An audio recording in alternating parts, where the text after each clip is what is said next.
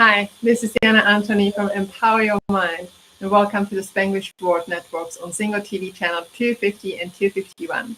Please remember to download both the Single TV app on the respective app stores in iOS and Android devices.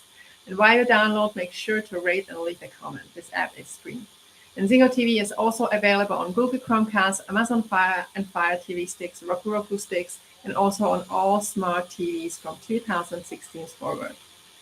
So today, I have honor and pleasure to welcome here Linda Alexander, a master NLP practitioner, for those who doesn't know, NLP, neuro-linguistic programming, and coach in timeline therapy, and of course, my colleague and elite neurocoding specialist. And as a mindset coach for moms, so I hope there are a lot of them, of you, she helps her clients gain time back for themselves and their families, and with a passion for empowering women and helping them to reach their full potential. Linda has guided many women to achieve their goals and transform their lives. So honored to welcome you here. Thank you for accepting my invitation. Thank you so much, Jana. I'm so excited to be here. So tell our audience first something about yourself, your background, and how did you find your way toward your passion for helping women, men especially? Yeah, absolutely. So for me, it actually goes way back because even when I was a teenager, I knew already that at some point I wanted to be a mom. And it started with, of course, I had like all these other dreams, right? I wanted to have a career and I wanted to be successful and I wanted to have lots of money and this like glorious life and also be a mom. And I knew at some point in my life it was going to happen. I just didn't know when. That's the only And thing. I'm sure you are the only one with those dreams. Exactly. I feel like all of us want to have it all, right? I wanted to have it all. And then there was like this time in my life where everything seemed to come together. You know, like probably also all of us waiting for this perfect moment to show up where everything falls into place. And I thought I had reached that moment. My husband got a new job offer, we moved to a new city, and everything seemed to line up. And I was excited because I was like, wow, finally, this part of like my dream is about to come true. So we moved, we were super excited, and then nothing happened the way we expected it. My husband's job fell through. My job was supposed to be, at that time, I worked as a consultant and I was supposed to travel more.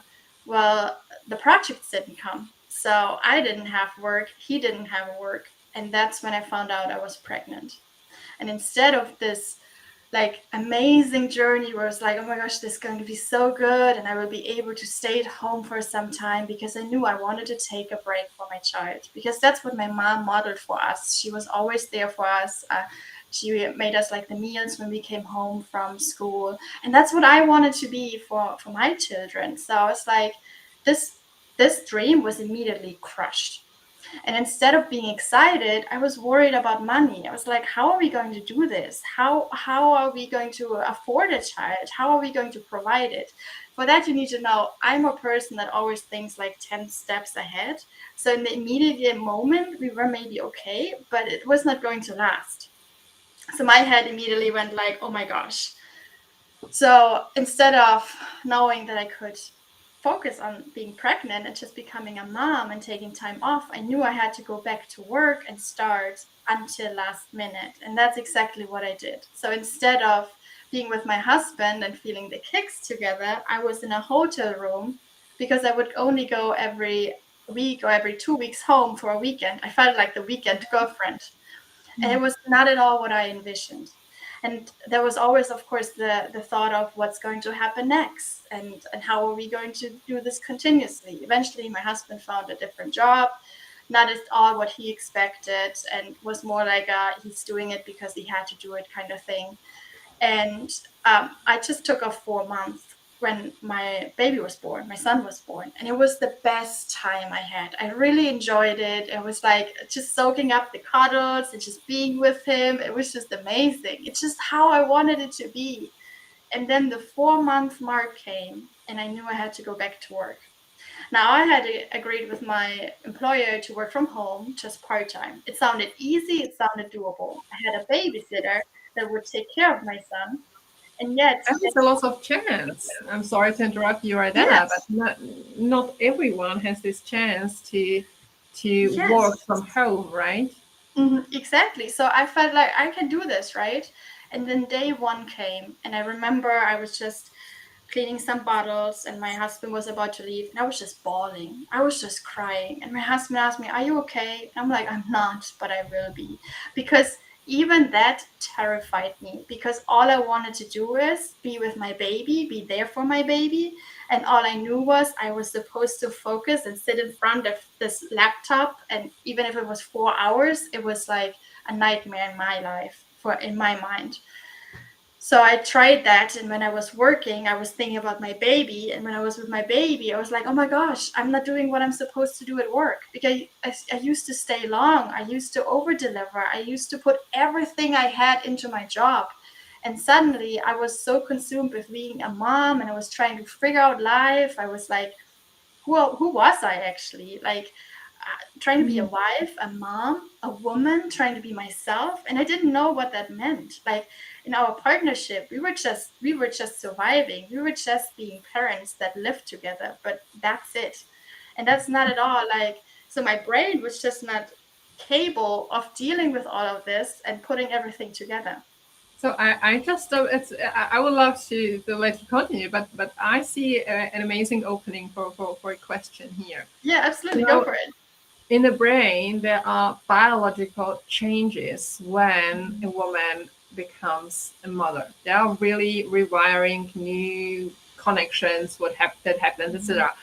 Would I hear you to say that after the birth or the fourth month Mars, as you told me, is that you went through some kind of identity shift. Like Oh you yes. suddenly you didn't know, oh my gosh, who am I? I am a mother now, but I'm still a wife to my husband, but it doesn't feel like we are having a relationship. We are parents now, but where did it go? This relationship between man and woman, wife and husband, and who am I without all of this? Like the whole new what I'm hearing from you is that you were questioning yourself about your whole new identity without the child, with the child, and with the husband, and with the husband and child, and with the husband without the child.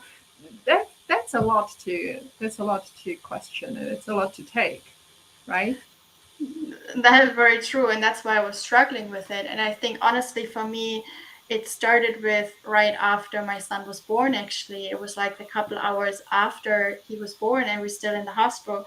Honestly, I was not able to take care of my baby because the birthing experience was completely different from what I wanted and I always envisioned and I expected. So I was not able to process that part, and I suddenly had a baby, and I was not able to to process that. And I think that's really when the struggle started, because from the moment on, the experience was completely different. And honestly, nobody prepared me for that, because I always thought it's going to be like this amazing journey and I will loving on this baby and it's all going to be so great, when suddenly your brain is really just thinking baby. So everything else is on hold. Everything else that you defined yourself with, like for example, for me, it was being successful in my career, having a great relationship with my partner, all of that was suddenly on hold, and I had to literally redefine myself. Yeah. And you make a beautiful point because it's something what I say also all the time, that we have education for schools, education for our career, and we have some courses for the pregnancy, go through pregnancy, prepare yourself, and these courses in water and breathing and whatever, preparing for the birth. But there is no school or education. What happens after it? Preparing for being a parent. And what I say, because I specialize for kids and parents and teachers, there is no school on how to be a parent, and especially how to be a parent and a wife when we are talking about women today. at the same time and women at the same time, like all the hats wearing. And Mhm. there's nothing that will prepare us for it, right? There is no school, nothing actually. That is very true.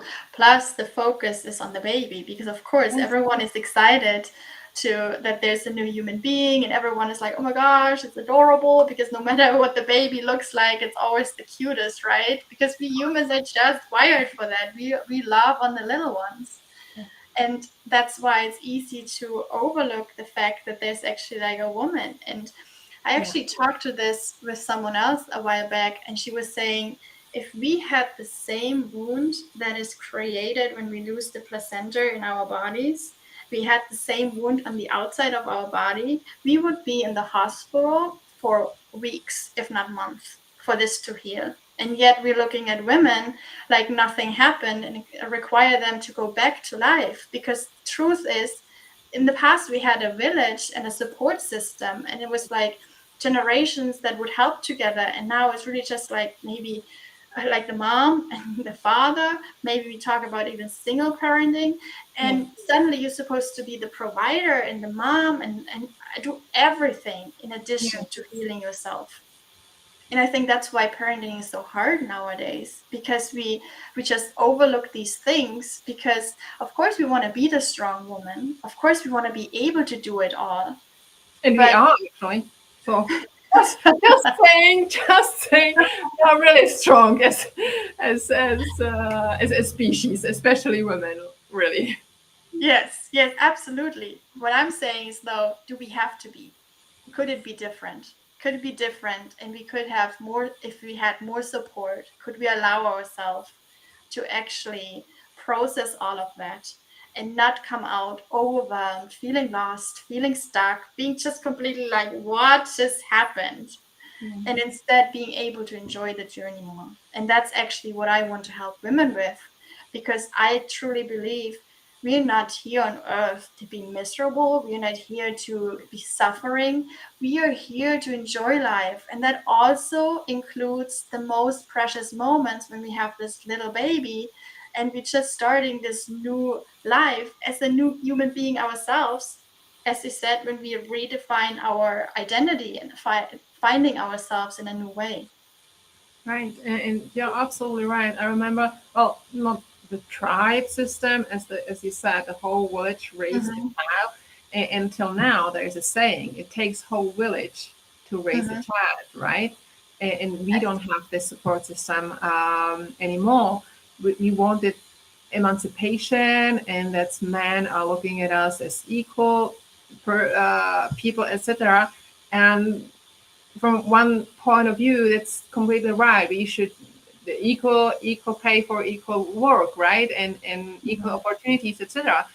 And there's still this motherhood. And I remember when I was born, and my mother had motherhood for 2 years. Mm-hmm. Now she could stay 2 years at home, and it was her primary job to take care of me or my sister when she was born, and on the household, etc. And that was completely normal. And she Mm-hmm. wasn't actually seen as something inferior. She was taking care. Being a mom for me is 100% job, actually. It is. It is for sure. Yes. And I come from the same background. For me, my mom stayed at home as soon as she got my older sister. The first time she became pregnant was when she started to be at home, and then she was a stay-at-home mom. Like, to think of that, like, I know some people make it work, but they make it barely work. It's completely different now. And of course I came with that mindset, and I was like, this is what I want to give my child as well, to then realize it's not an option. It's not an option. And that's just another thing that you throw then into the mix, because you suddenly have your expectation versus reality. And Yes. when these two not match, that's when we get frustrated. That is when we get confused. That is when we feel the overwhelm, because we're like, this is how it should be, but this is how it is. And we struggle to bring these things together. And that's where I think that the whole thing comes to place, where we say nobody prepares us for that. Nobody helps us to actually understand these changes. and actually helps us to go through these struggles and actually to understand that it's okay to feel that way. Like, that's one thing, because often we feel like we are the only ones. I had that problem a lot. Like, I was thinking, like, I must be the crazy one. I must be the one that's doing it wrong because I'm not enjoying it the way I feel like I should be enjoying this. So I felt bad about myself and I was beating up by myself. And it went to the point where I wouldn't be even able to tell my husband about how I felt, which made it all so much worse, because then I really beat myself down with like the self-doubt, the worry, the fear, the anxiety, like everything just piled up, and every day it got worse and worse and worse because I had no way to express that. Right. And I think that's where we need additional help in whatever form this shows up. It may be therapy, it may be coaching, maybe something else, maybe a dear friend we can talk to and be really open with it. And for that, we need the awareness that this is just part of motherhood. This is part Yeah. of the journey. This is part of what it looks like. It's not going to be all roses and feathery. No, it's ugly. It's messy. Just stop looking It's at the chaos. neighbors and thinking, "Oh my gosh, she's the perfect mother. She can do it all, right? Looking perfect, handling the job and the baby and family and husband and in-laws, etc." But before I go to that, because there are some really really great cues you made. Uh, just a little thing on the side. Oh, for me, it wouldn't be 2 years. I think for me, 2 years is even too much. But I think everything needs a good balance. And I Mm, think 4 months is definitely too little for finding that balance women, a new mother would need. But back to what did you say? You said something pretty amazing. I think lots of women or new moms are feeling that way with all this struggle, frustration, and fear and worry and closing up. They may even, and this is assumption, they may even start to feel less worthy, mm, less not good enough. Am I a good mother? And now when I'm closing up, I can't share with my husband. I am a bad wife as well, and I'm not as successful at my work because I don't over deliver, as you said before. You know that they can just start to stalk inside of them this beliefs that mm, are completely false because, as you said, it's just overwhelmed from all these new stuff. And again, as I said, biologically in your brain, there are changes happening that you have no influence, you don't know how to react to that, right? that is very true. Yes. And I think, actually, I think when you want to be challenged, when you want to be growing way more than before, when you want to do something completely different, then become a parent. Because in my opinion, all of that like comes together. And what I also noticed is it's also the time our own stuff comes up. Because you're so right, like, yes, it's the overwhelm and the doubt and the feeling of not being good enough. Now I can tell you from my perspective, I always had, in the past, I was not very confident. I was always doubting myself. I was always feeling that I'm not good enough. And I was always fearing if I don't perform, then people will say, like, yeah, Linda, you need to leave. That was pretty much the driving force in my life, the fear. Now, guess what? Like, when you have a child and suddenly you're responsible for this another human being, all of these fears and these doubts and this feeling of not being good enough is actually multiplied, because Like, it's not only you that's on the line, because so far, if I made a mistake, it would have been on me. It would have affected me. Now, okay, I was married, so it would affect also my husband. He's a grown up though, so we are doing this together and it's a shared responsibility. But then suddenly you have this baby and you're 100% responsible, and all that you do and all that you decide is going to have an impact. So now, if you're someone that had struggled with insecurities, with self-doubt, with not feeling good enough before, all of this is just multiplied. And that's why I think it's so important to look at ourselves and actually understand how we think, what is happening, what is the cause of that, and actually deal with that before we even can think about teaching our children anything.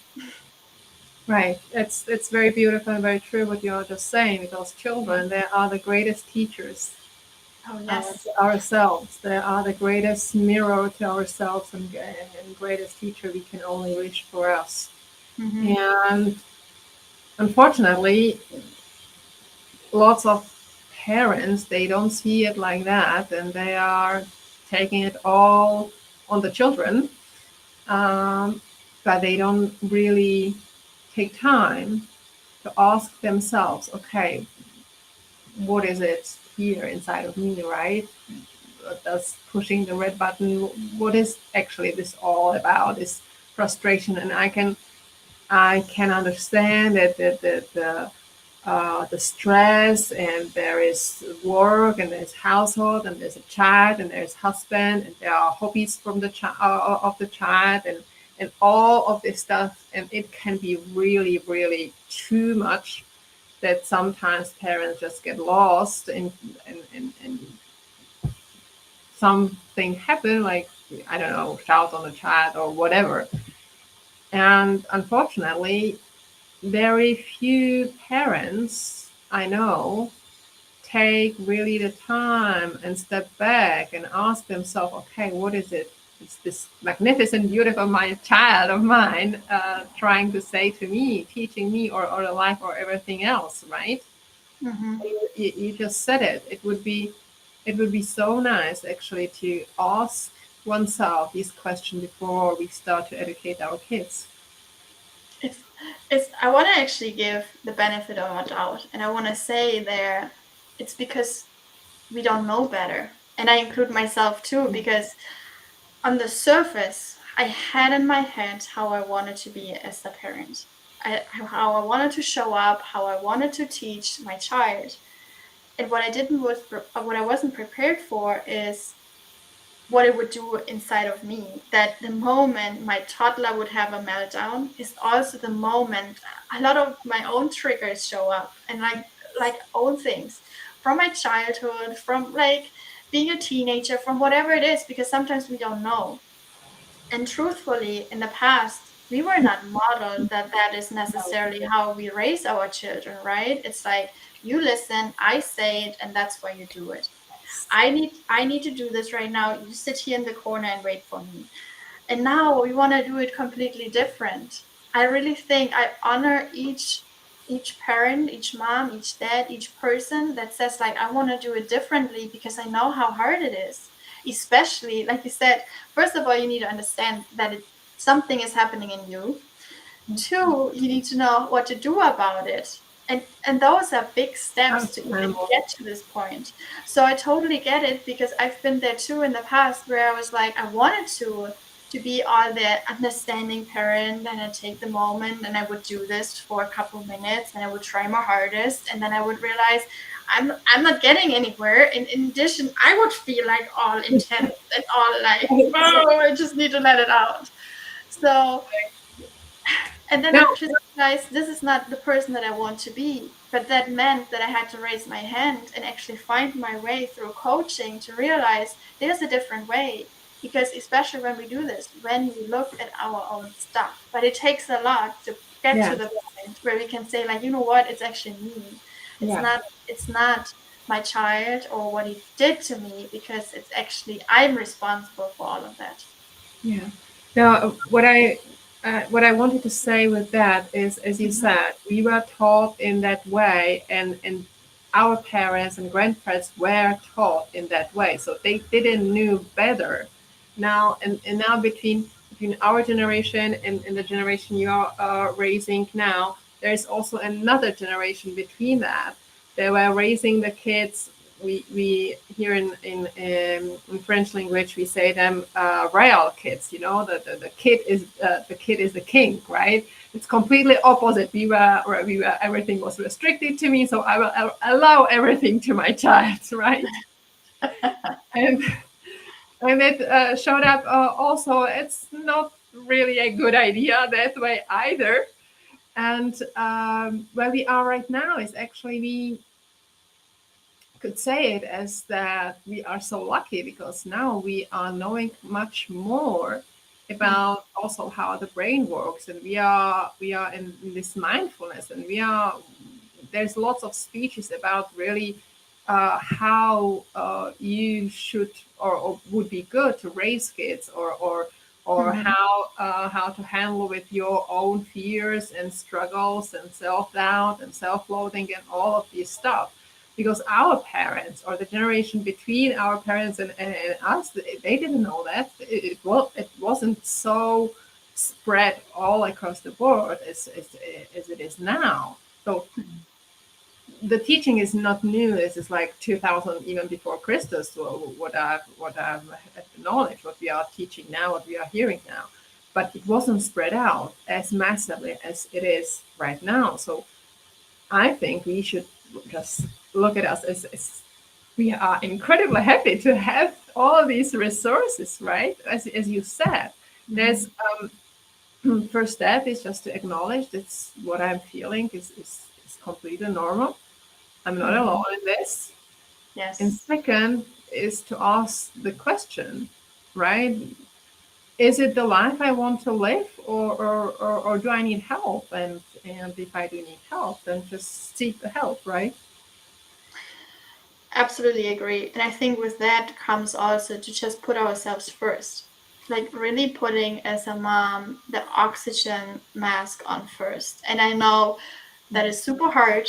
And I know that is absolutely what our brain does not want us to do, because everything in our body just screams to take care of this child or the children and to focus on them, when it really is not doing any good. Because if I pour from an empty cup, I Mm. cannot fill anyone else's cup.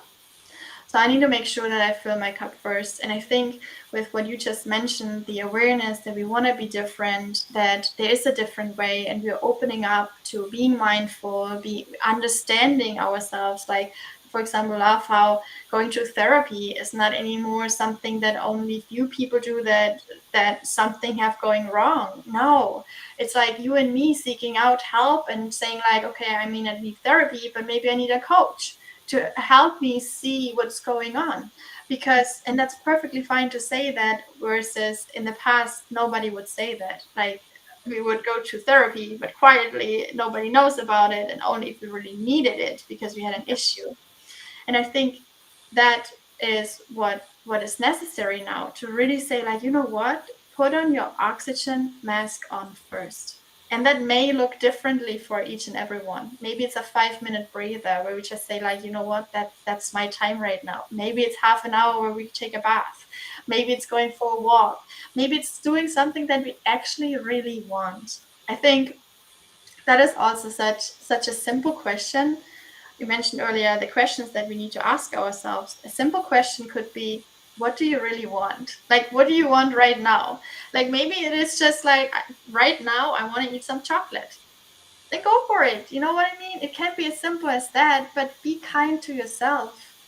Acknowledge that you're a human being too. And it's not all about the children, as long as you need to take care of yourself as well. And then it can be about the children. But if you're trying to pour from an empty cup, it's just not going to work, at least not long term. That's very true what you're saying, and we all, as we use the beautiful parallel with the oxygen mask when you're flying, the attending style. Okay, put the oxygen mask first on yourself, otherwise you won't be able to save your child. Yeah. And I can also see how many, and there are unfortunately too many women, they still um, feel it very hard to put themselves at the first place. Hmm. They may feel oh, I just forgot, I just lost the word. It's a not good enough mother if they don't put their child first, because And I think this might be partly due also to the history education. Like women are here to give birth and take care. This is their primary purpose on the earth, right? To be mother and raise a new generation. And I see, and I'm talking especially about my sister, she just turned her life all over her kid. And I can't blame you entirely because my niece is severely disabled, so she needs really 24 hours care. Otherwise, there is no other way. Mhm. But still, it's really it went too far, and she has no life anymore. But when she wouldn't, in her words, when she wouldn't put all her resources and time and love and everything to her, she would be feel like a failure, like guilty, like a hell. And I can imagine, and lots of women would feel like that as well when you talk to them. Okay, you need to put yourself first. So if you have these kind of clients, women, what do you tell them about that? How do you First, help them? yeah, first of all, it's completely understandable that that's how they feel, because one thing you mentioned, like it stems from generations, it stems from the history. Like that's what we were told, right? To really put everything into our children. And then on top of that, I think as women, we're just wired for that. We are the support system. We are the ones that want to help, like, because it doesn't stop with the children. We also want to help our coworkers and our friends and our partner. We want to help each and everyone and everywhere. And I think it's just the nature of women. Yes. So the first thing that I always share with my clients is that it's totally okay to feel that way. Because another thing that we easily say ourselves, for whatever reason, can be different reasons, that it's not okay to feel the way we feel, and we beat ourselves just up for that, because we're like, oh, I know I'm supposed to take care of myself, but I'm not doing this, so that means I'm bad. I'm not doing what I'm supposed to do, because I get it, other people tell me now I'm not supposed to put my kid first, so that means I'm bad. And I want to just everyone to realize it's okay if you feel that way, and if it's hard for you to take time for yourself, that's completely okay. I can tell you how a long time for me taking time for myself looked like this. I would be like, yeah, I'm supposed to take time for myself now. Yeah, I'm just going to read a book. But I'm supposed to do the laundry. But I should really prepare like for the birthday party. Or maybe I should just go upstairs and like clean the bathroom. Like, oh, I should really like prepare something for work. And then my me time did really look like this for a couple minutes, and then I would start doing things. Because as I mentioned earlier, that I always wanted to perform. I always wanted to achieve things. Always wanted to advance in my career. So standing still and just saying like, right now, all I'm doing is taking care of myself. That's freaking hard. It is. That is the truth. That is the truth. And that's why I think it takes kindness to ourselves to just say like, hey, I get it. Right now it's freaking hard. So let's just try this out for 5 minutes, and next time we try again, and take the little steps. Because if I try to force myself to go from 0 to 100, it's absolutely not going to work.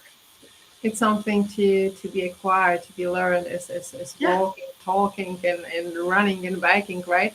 And I join you here, and I would say you don't even need to be a mother to feel that way. I think Yeah. people, even when they are not parents, they struggle with the self care, especially today when we live in this high performance world, right? Mhm. And I think you don't even need to be a parent to feel that way. Oh, Eric is watching, and he got a question, so I will use the time. So, Linda, do you recommend having a routine for parents to keep up their self care, and what does that look like? Thank you for the question. Yes, I love it. Um, Simple answer, absolutely. Should they have a routine? Absolutely. What does it look like? Well, you tell me.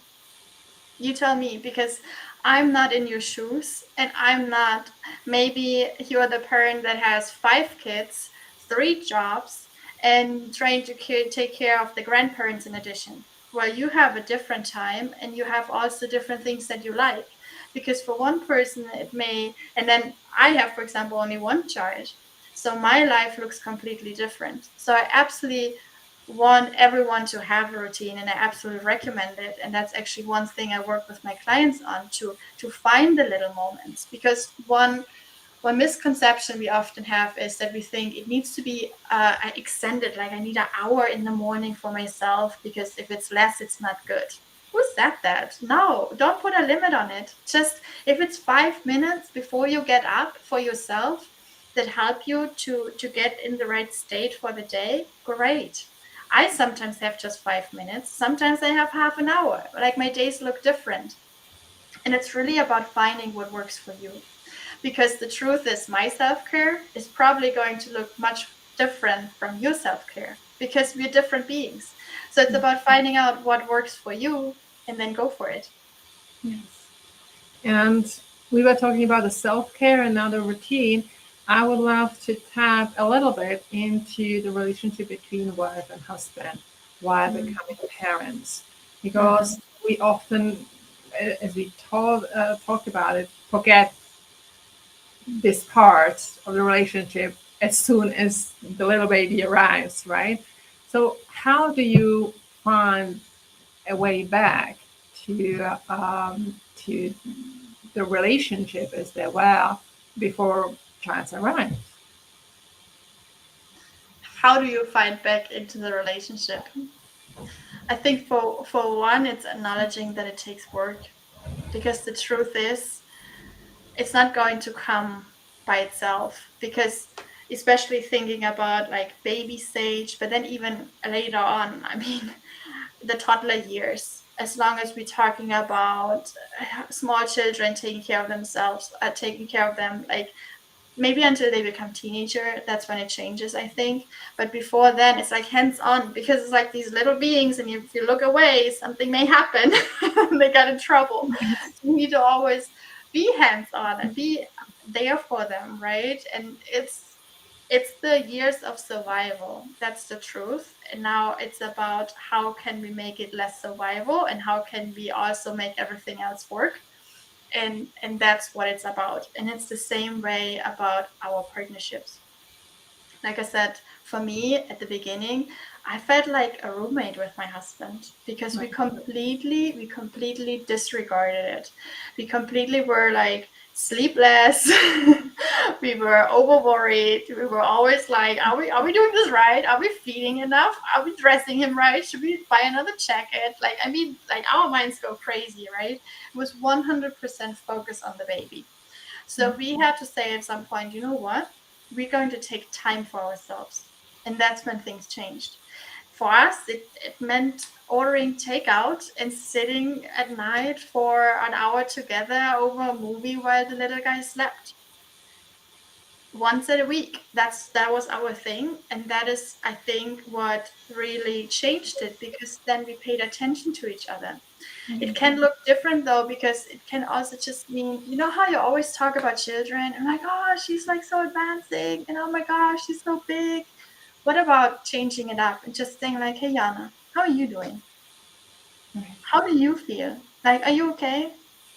Like, acknowledge, like, it can be like simple moments like that, and say that to our partner, and just say like, hey, how have you been actually? And really consciously taking the moments. Because if I disregard the other person and it's constantly just about the children, how do you want to have a partnership if you don't put anything in there? So I think it's really intentionally making space for it. Yeah, shift the focus, right? And Yes. and you said a beautiful thing, being a partner and not blaming one each other or putting Mm. what they have done, which may happen also understandably. shifting the focus and and I think the first step is always the same: awareness. Just be aware of Yes. what's happening, and what do you want? Do I want that my marriage works still perfectly or amazing or great like before? So let's do something about it, and it requires both parties to it, right? Absolutely. Yes. I think for me, and there's also the little things, because maybe it's not even taking time outside of being with the children, but when you are with the children, it comes down. Because I mean, it's so easy that the little guys are like, I want my way, so I ask mama about the ice cream, and then I go to papa and ask about the ice cream because Right. maybe yes there. It's important to support your partner, Yeah. because maybe even say like, oh, I feel like we should talk about this because that's the first time the scenario came up and I would actually deal with it differently. Okay, great, that's great, but take it outside, like take it to after the kids are asleep, because the worst thing that you can do is to signal your child that your partner and you are not aligned. Yeah. Have we done this mistake? Absolutely.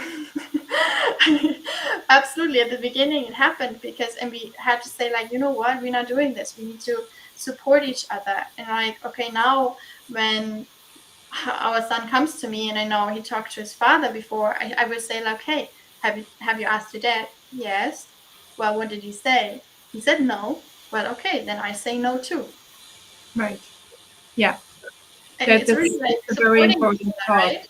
Yeah, Mm-hmm. that's a very important part. Being partner and being on the same page with the rules and the education of your children. And when you have dissonance, just take it out Mm-hmm.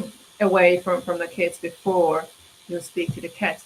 I like to go back when we were talking about the routines. We are talking about routines for parents. Would you recommend to have routines as a family? Like we're all together, routines, maybe routines for husband and wife as a partners, and routines for yourself as a self-care, and routines for your family. It sounds like a lot of routines, but would you recommend something like that?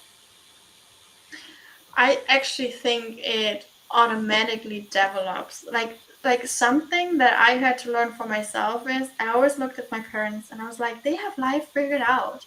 Like they plan amazing birthday parties and they know what I need for school and they make sure everyone is set and ready to go at the beginning of the school year. And then I had a baby and I was like, oh my gosh, like I was feeling like I was running behind with all these things. And I put all this pressure on me that I need to have all these routines in place because I thought it's part of being a parent to have all this figured out. And then I had to realize no, the difference is that I didn't see their struggle because they had so many years to get to that point that Mm-hmm. they were actually, they had a system and they had a routine. And I think the same thing happens when you look at your own family. Like at the beginning, it may be chaotic, okay, but then you start to have a routine with your little guy or a girl. Like, okay, so that's routine. Then you will have a routine for yourself because you will get to know yourself and realize what's good for you. Then maybe you add a routine for how you actually want to nurture the partnership. And if you don't like the word routine, you can replace it with traditions. Maybe that sounds Yeah, better because that's what some people have, right? I mean, sure. a Christmas tradition, maybe it can be even a Sunday tradition. Like Right. Sundays, everyone like just hangs out and we don't schedule anything. Great. Go for a walk, or a Yeah. routine may be only every evening at the dinner table we eat together and we speak together and we have fun together, right? That may Yeah, be routine. These only these little things, as we say, right? absolutely. And I think it develops itself as long as we pay attention to it and we allow it. And I think the biggest lesson that I had to learn as a mom in that regard is there is no perfection. There is no perfection because perfection is just a prettier version of procrastination and it means we get nothing done. So let go of it.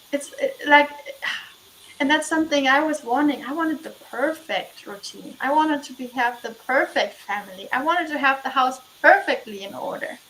Guess what? Life doesn't work that way. It just doesn't. And the women, they are experts of being perfect, right? Being Yes. perfect mom, being perfect co-worker, being perfect wife, and looks amazing while doing it, right? That the best advice I've gotten in that regard was, instead of asking yourself how to make it right and perfect, ask yourself, and what if it could not go wrong? Yeah. Complete shift, because suddenly you can be open. Because if I cannot do it wrong, but I'm also not looking for perfect, that means I can have fun. I can enjoy it because I'm going to win no matter what. And that's, I think, at the end, no, you tap into something that's very precious for me, and it is having fun and joy. Yes. Where is this word? Let's teach us about the word, but the feeling, the importance in this whole constitution is motherhood, parenthood, and all this stuff.